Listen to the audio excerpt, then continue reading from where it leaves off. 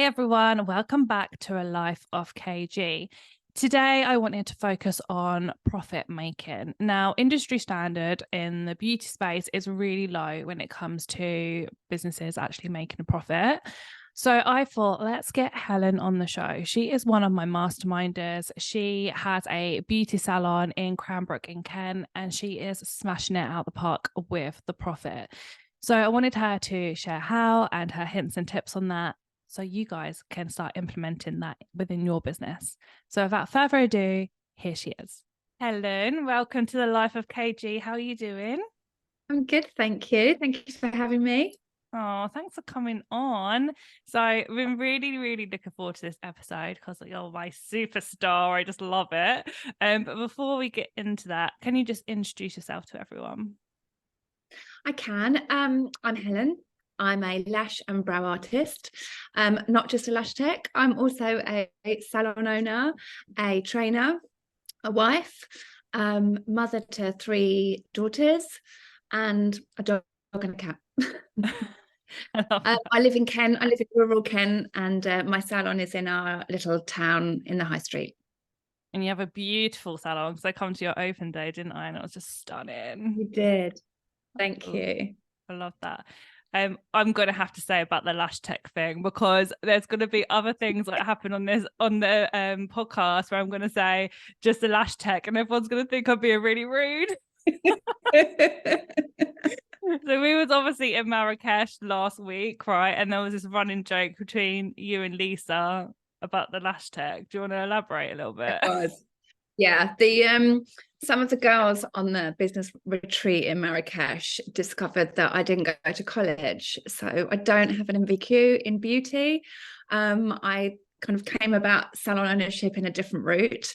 I retrained later on in life, trained as a lash tech, and then kind of my journey evolved, which we'll obviously talk about later. So the girls discovered that I wasn't college trained, so nicknamed me just a lash tech, and it was all done in good humor, and it caused a lot of laughs throughout the few days that we had in Marrakesh, where I am just a lash tech, but not doing bad for just a lash tech.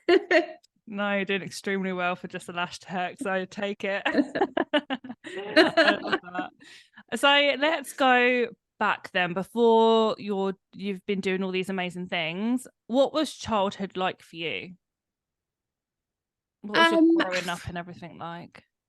Very normal, I'd say, although not for one person isn't normal for another. I had a very happy childhood, lived with my mum and dad and my brother, who's a few years older than me. We lived in Essex. I'm an Essex girl. Yeah, really happy. I went to grammar school, was very average at grammar school. Where I was kind of with the elite, brain boxes in the area. And I was just a very average student, but loved school. Then after school, wasn't quite sure what I wanted to do. So kind of looked at myself, thought, what am I best at? And I was quite good at French. So I went to university and did a French degree, not just a lash tech. And then after uni, I was trying to put off working for as long as possible, if I'm honest. So I went traveling for a year, went with a girlfriend from uni, and we traveled around the world for a year, which was amazing. And then came home and had to settle down and actually venture into the world of work. Wow. So obviously you've gone on to doing your own business, which we'll get on to that. But was your parents in business or anything like that? Like, where do you think your work ethics No, come from? I don't know. Well, my mum was a primary school teacher and my dad worked for Ford Motor Company. He kind of, job for life, started working for Ford when he was about 18 and never left. So no, neither of them self-employed, never had their own businesses. My brother's been very successful doing various things, but I don't work ethic, I guess, is from my mum and dad. My mum and dad have always kind of worked hard. They weren't people to kind of have days off sick. But I don't really know where that kind of entrepreneurial business owner element has come from. I've never dreamed of owning my own business, never expected to be in beauty. So I don't know where it's come from, but I love it. And it's something you said there about your parents, like, were never off sick and stuff. I always say that that's like a huge thing, like when you're growing up, because my mom and dad were never off sick either. So then I was never off sick when it come to school or work. Now in my adult life in the business, like, you'll never catch me off sick unless I'm like extremely sick, which, touch wood, doesn't really happen. And then we see that, don't Wow. we, as employers, like, if kind of their Yeah. background has been like that, the therapists will be off sick more, won't they? Do you Yeah, figure that? definitely. I think we underestimate something like that, don't we? Like we know that we learn so much from our parents, like manners and respect and, you know, right and wrong, but you don't think that something like that is going to be instilled in you from a young age. So yeah, I mean, my girls are the same. My girls don't have days off sick at school. I don't let them. It's like, get into school unless you're dying. You Yeah, go to school. yeah, And it's a great, makes for a great work ethic. yeah. I've really figured that out over the years. I can kind of spot, is this therapist gonna be good, or even if they're not therapists, like anyone that kind of works for me, like, what's their background with their parents and stuff, and it really helps when you're like employing. I've Yeah. figured that out. Yeah, um that's yeah, so what made you get into beauty? Because I'm pretty sure that wasn't your first job, was it? no, I've never worked in beauty ever, and I'm quite old now. Um, So what was you doing before beauty? I originally worked as a trainer for Ford, and then, excuse me, then I worked in the city for a money broker in IT and service. Then I left there when I was pregnant and ran a B&B with my husband for 10 years, which was lovely because we were both around for the kids when they were really little, especially my husband being around as well was really nice. But after 10 years, it's like, I'm out, I'm done. You know, it's relentless. Everybody dreams of running a B&B and thinks it would be really idyllic, but it's really, really hard work, 7 days a week, all the hours. A lot of bathroom cleaning. I can clean a bathroom in 4 minutes because of that. Just do a training Um, course on that. um, so I've lost my train of thought now. So yeah, never ever looked into beauty. But we were fed up of running the B&B. We decided to move. We moved counties. We moved from Essex to Kent. And once I'd got the children settled, I was like, right, I need a job. What am I going to do? Didn't want to go back into London. I wanted to be around for school drop off and school pick up. So I was toying up with what I could do that was flexible and that would fit around the children. And I used to get my lashes done, quite liked it, obviously, and decided that I'd go and learn how to do lashes. Oh, that could be quite good money. It's flexible, it fits around the family, I can do it from home. So signed myself up to a lash course in London and fell in love with it. I mean, not straight away, obviously. There's been a few moments where in the early days, I wanted to throw my tweezers across the room. And I do actually remember crying when I had a client on the couch. She didn't know, but I remember just sobbing behind her, thinking, I can't do this. But yeah, fell in love with lashes, then trained in brows, love brows. And then, yeah, my journey in beauty has just evolved from there. I love it. I absolutely love it. And if you'd have asked me 20 years ago if I'd ever do beauty, I'd have no. It's just never been on my radar, but now I absolutely love it. I love the industry. I love meeting other salon owners and have made really good friendships with salon owners. And I've just got such a passion for it. It's lovely to find a new career later on in life. You know, I'm 48 now, and I think I went on my lash course when I was 41. So it's Mm. quite, I feel quite privileged that at 41, I had my babies. Last one went off to school, and I found a completely new career that I absolutely love. How lucky am I? I feel that that's like a real good thing to shout about as well, because you hear all the time, don't you? Either you're too young to start this or you're too old to start that. And I think a lot of people start in their career, especially when they've like maybe gone to uni and things like that, and go into a career and then feel like that's it then for them. Like, they don't really see themselves past anything more. Whereas you've done all the things, but yet still completely changed career in your 40s and made a huge success of it as well. Yeah, I think you're right. I think that we punish ourselves really. And as women, our lives do change quite a lot, don't we? You know, we leave school and we get jobs, and we become mothers, and everything changes. Suddenly, you know, our priority is with raising that child. And I think that you can then evolve from that. And I know a lot of women who have their kids and they're like, oh God, what am I going to do now? You know, everything has changed. I can't go to the career I was doing. What on earth am I going to do? And it is really nice to know that you can change. And I think it's great for my children. I've got 3 daughters.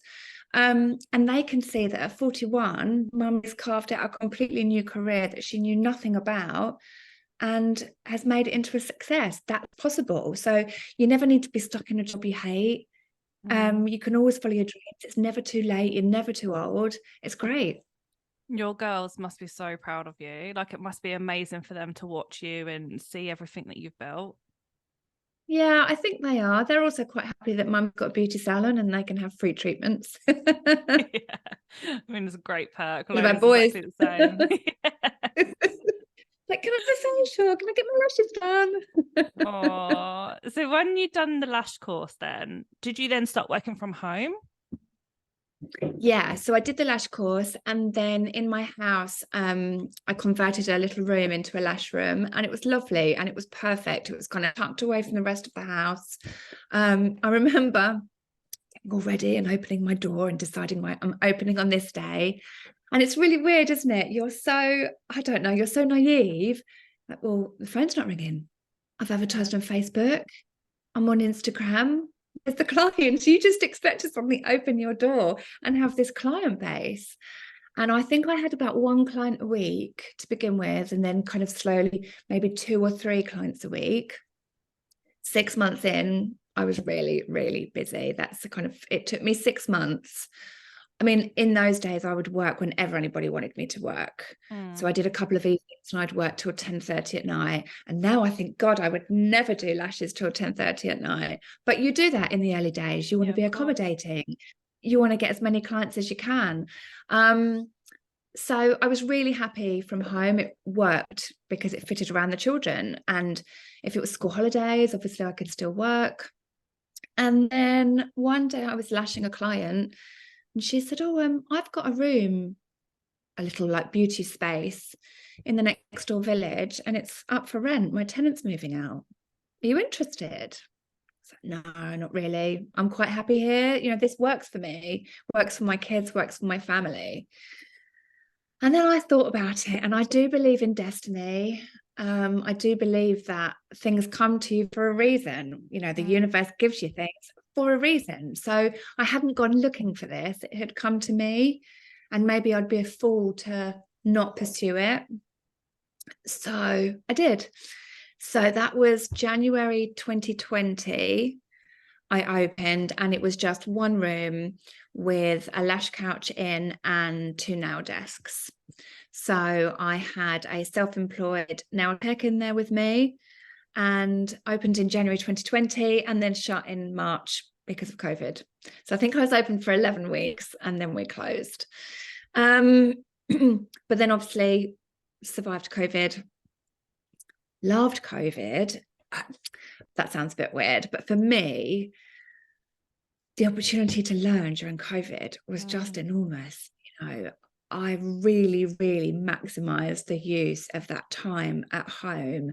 And I did loads of courses, loads. I mean, you were the same. I think it's when I found you was in COVID, because you had the time to sit at your computer, networking, talking to other people in the industry, doing different courses, leveling up. And I did so many courses on, you know, kind of brow techniques and lash styling, and business courses, social media courses, marketing courses. It was just brilliant.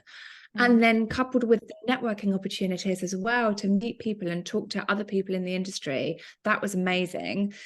Tough financially, obviously, but you know, I really did make good use out of it, I think. Then went back to the salon, obviously when we could reopen.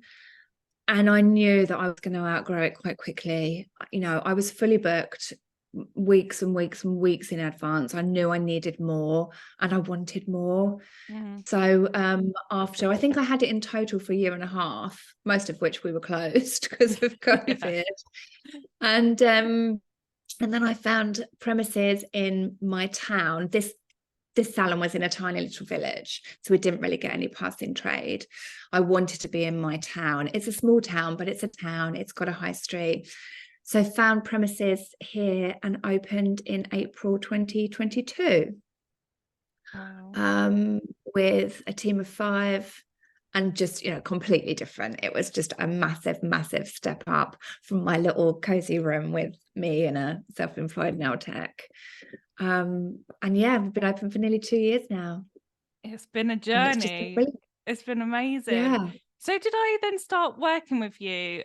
It must have been in COVID then. Was it the membership you first come into? It was, yeah, it was CCC I first came to. When you first set up And CCC, that was the first I time that we'd mentioned, connected. Yeah. yeah. That's I mean, so you were on my crazy. radar before then, and we chatted, hadn't we, about Mm. training. Um, and then yeah, I joined CCC, and that was it. Wow. So I was a member of CCC before I opened the Foundry. Yeah. I remember us putting in Um, place the plans and what we were going to do staffing yeah, wise for the big salon.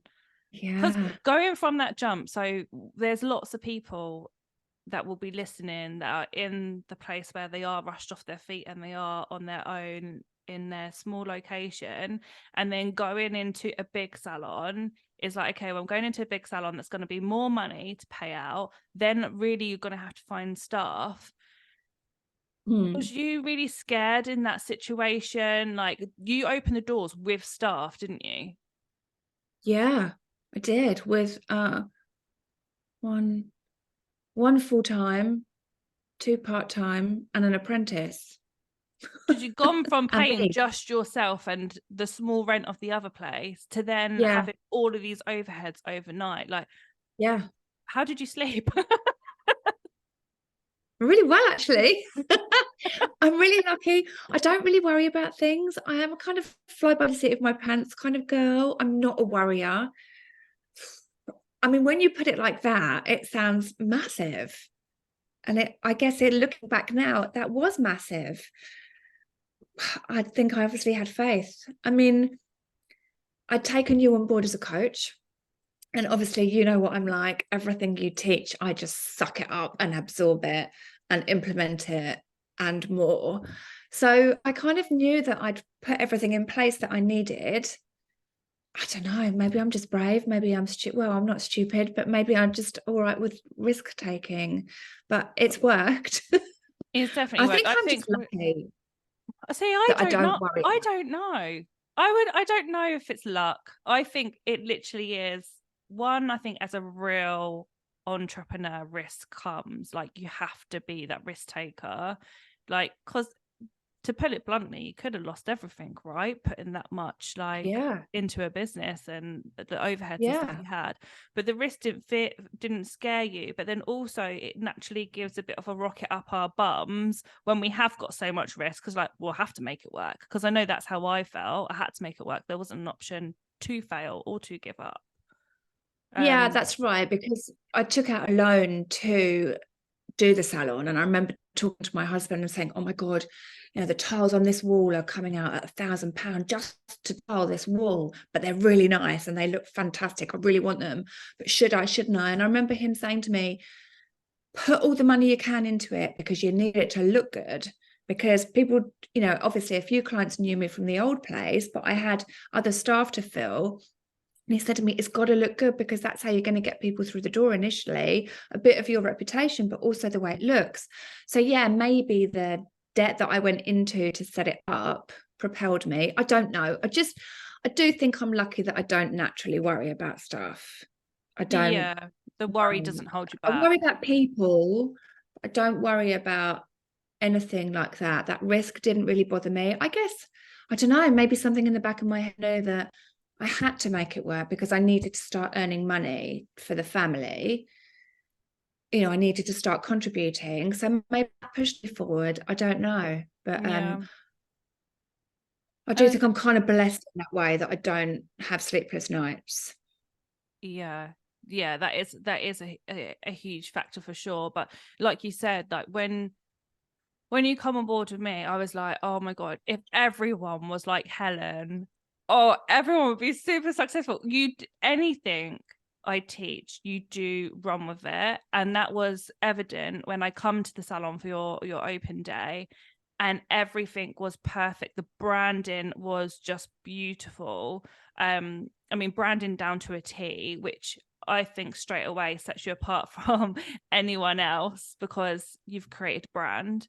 The touch points in the salon stood out to me for like a mile, because I was like, the touch points, and it wasn't until I went in as a client, right? Like it was like going in, I'm not in, I don't work for you or anything, and then naturally seeing all these touch points around the salon, which then made me think, oh, I want a pedicure. And I was like, things we've taught you to do, and you've done it, and it really works.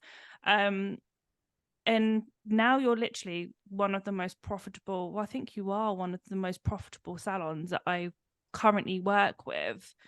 And I mean profitable, like we can have turnovers and we can have huge turnovers, and that's all well and good, but actually what's left at the end of it is what is the main thing of building a company.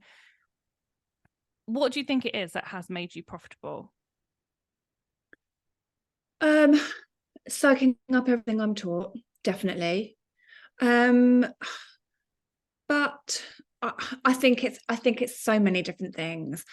I think it's standing out from everybody else, standing out from the competition. And the way I do that, the way I think that's important is customer service. I want people to leave the salon thinking, oh, that was nice. I've had my nails done, but oh, I also was greeted by name. We have a new client come through the door who we've never met before. When she walks in the door, it's, hi, Sandra, welcome to the Foundry. Immediately, she feels special. She's never even set foot in that salon before. And walking into a beauty salon can be intimidating for some people. They don't know who they're going to meet. They don't know what those girls are going to be like. So small little things like that. We put clients' coats on a warmer so that when we give them back to them, when we put them on them, they're nice and warm. We have coffee and we have flapjacks and brownies from a local baker. I haven't been to a salon. I know lots of us do that in our group, but I've never been to a salon where I get coffee and a piece of cake. I mean, that's just lovely. So it's those little things, isn't it? I think it's things like we send clients a £10 voucher on their birthday. So, they receive that and, oh, how lovely. I've never had that before from any other salon. So I think customer service is massive, really, really huge. And then I think the other thing is pricing. It's about pricing. It's, how many times do you hear people saying, oh, so-and-so down the road charges that, so I'm going to charge this? And, you've taught me, don't look at what anyone else is charging. It's not important. You can't factor that into your sums when you're working out your profit margins and the revenue that you need to take to sustain your business. You've got to work out, I've worked out what I want to earn per hour and then try and base everything around that. And what I think I'm worth an hour. I don't care what Sally down the road is charging. She's got a completely different business to me. She's got different overheads. She's got different drivers. She's got different clients. Her clients aren't my clients. We're not in competition with each other. We're not targeting the same audience. So I do think that's where a lot of people go wrong, is they undersell themselves. And they shouldn't, because they're worth so much more. And I think that's where we get it right, is the pricing and the customer service, making people feel special. And even if we are a little bit more expensive than somebody else, people like us because of those extra little touches, because of that friendliness, because of that warmth, because of that professionalism, because of the branding, because the salon looks so beautiful. All those little factors make it a success, I think. Yeah, I mean, I'm huge when it comes to like personal, the client journey, like, and how they feel within the salon. And obviously you've got that all down to the T.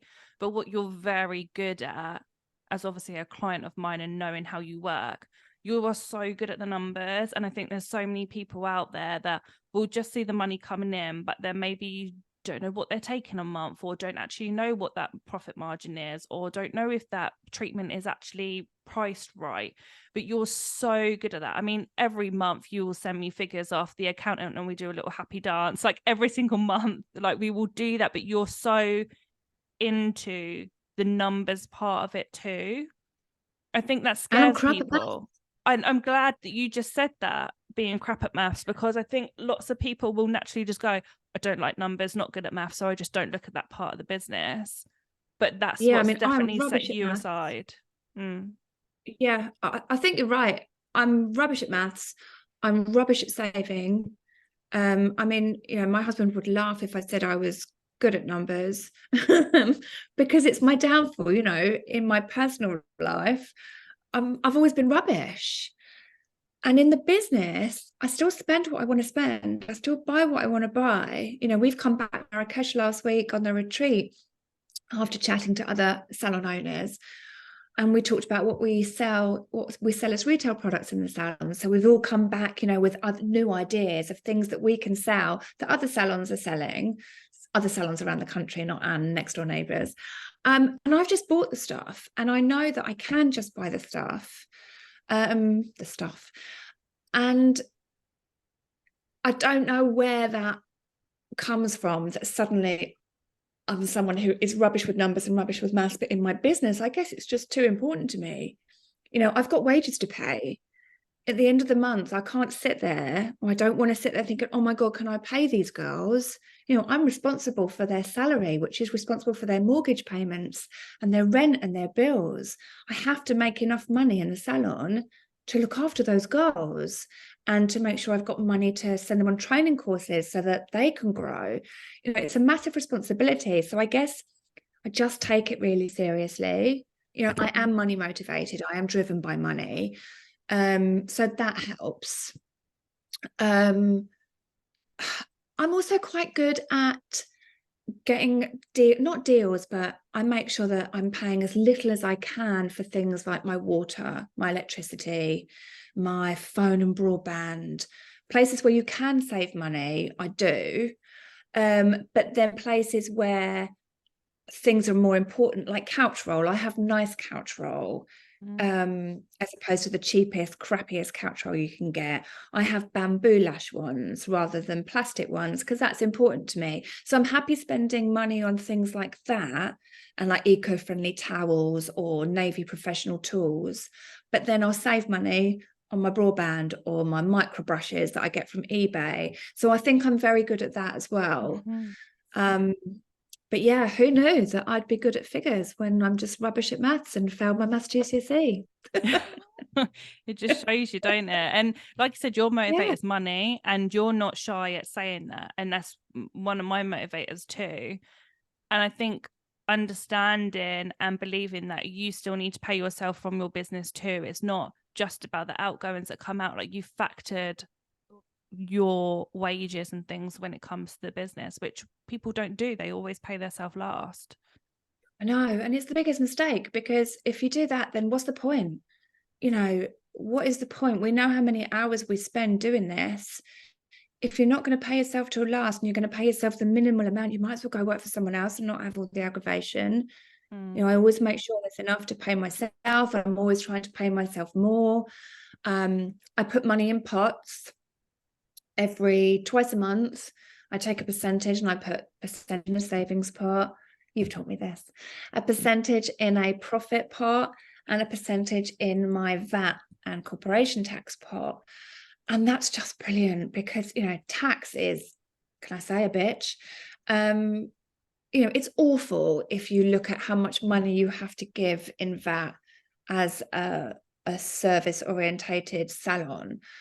But because I put it in a pot twice a month, I don't even see it. I put it in and then I forget about it and I forget it's there. And then when the accountant says, make sure you've got your money for your VAT and it's X, I'm like, yeah, I know it's there. That money's already gone. It's not even mine. It's gone. So I think even little things like that, changing your mindset around the money, not siphoning off, but moving it into a pot so that you've got a little pot for refurbishments, or if you want to buy a new paddy chair, we need to decorate the salon because it's nearly 2 years, and I've got the money set aside in my little savings pot, so it's not going to eat away at the normal account that everything else has to come out of. So I think it's just putting those things in place as well. I mean, ask me to save money at home and I'm terrible, but with the business, my mindset is just completely different. Yeah, it's really good, really good. For those that want to start a business or thinking of starting a business, is there any advice that you would give them? Do it. God, is there any advice? Well, I think you either are or you aren't. I think that, how there was a time when everybody thinks, you go into beauty and you do your course, and then once you're good, you go and be a trainer. And then now it's like, once you're good, you go and be a coach, or once you're good, you've got to own a salon. Not everybody has to do everything. Not everybody is right to train. Not everyone is right to coach. Not everyone is right to own a salon. It's okay to be in your lane. Being a salon owner is hard work. You have to commit your life to your salon. I mean, my salon isn't my baby. My babies are my babies. And if I sold it tomorrow, I'd be okay with that. But whilst I do own that salon, I have to be prepared to be thinking about that salon 18 hours out of every 24. I go to bed thinking about the salon. I wake up thinking about the salon. I mean, phones are quite bad, aren't they? Because, you are always on duty. This morning I'm getting ready for this podcast and I've got a client messaging me about an appointment at 10 o'clock. She shouldn't really be messaging me, but the salon's not open yet because it's 7:30 in the morning. You don't ever switch off. And I think, again, that's what makes my salon a success, is because I don't switch off. So I am always there. So I am always on it. Rather than, you get messages from people, oh yeah, I used to message that salon and they wouldn't get back to me for 2 days. Like, oh my God. I'd stress if I don't get back to someone within the hour. That's just not how you can run a successful profit-making business. So I think that if you want to be a salon owner, you've got to be prepared to put in the hours. I remember before I opened, I'd be sitting in the dining room till like 12, 1, 2 in the morning. And my husband, what are you doing? I'm creating touch points. I'm writing policies, all those things behind. I'm setting up a pension fund for the employees, all those things that you have to do, all those insurances, all those fire extinguishers, the first aid courses, all those little things that nobody sees. Oh, it's easy. I could own a salon. I see that we're charging X for a set of lashes. Oh, think about that money in my pocket. You've got to think about all the money that goes out, all the work that has to be done. You've got to love it, and you've got to be prepared to put in the time, I think. Yeah, I love that advice. You can't switch off. But I think that I do love it. And again, being with the girls in our group, in our mastermind group, everybody loves what they're doing. And if you love what you do, then it doesn't feel like work. I would rather sit with my laptop on an evening than watch telly. Because and we're also the same minded, aren't we? We're also like that. Yeah. Telly to me, it's like a waste. I mean, I do enjoy a good box set, don't get me wrong. But if I'm on my own on an evening, if my husband goes out, telly doesn't go on, I sit with my laptop, because that's what I want to do. I want to do that. I want to grow my business. I just like it, whether it's learning stuff or doing stuff for the salon. So I think you've got to be of that mindset. You've got to prepare to put in all those hours, and kind of the business has to come first. I've got a family and I've got children who, all right, they are first. They are my priority. But sometimes the salon does have to come first if someone calls in sick or if something goes wrong. And I think that, that's my advice. You've just got to put in the hours. You've got to learn as much as you can, get a business coach, soak up all the information you possibly can, and just be prepared to put in a lot of hours. Yeah, definitely. I think then what we'll do is we'll leave this episode on maybe 3 points of how to make your salon or business more profitable, because you've given so much knowledge and information away on here.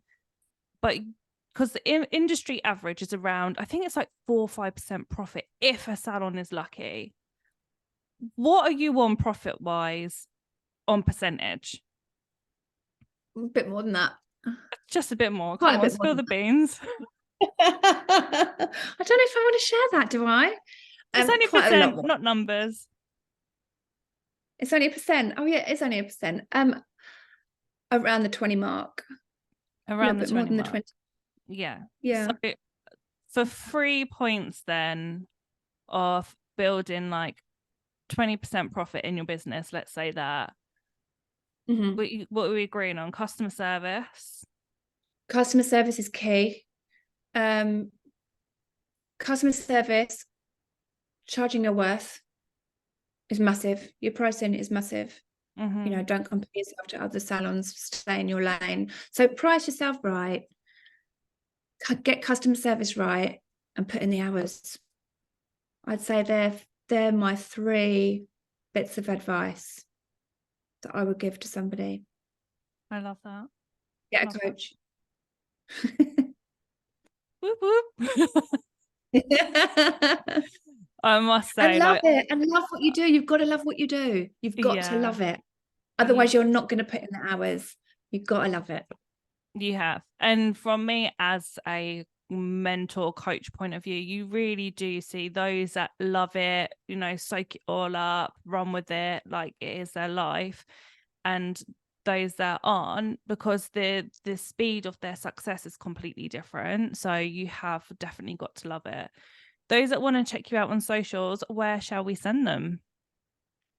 The salon is Foundry Cranbrook. So website's foundrycranbrook.com and my socials are Foundry Cranbrook. Hence my branding. All branded. So go and check out Helen's salon and their pages. If you love this episode, please give us a share on socials.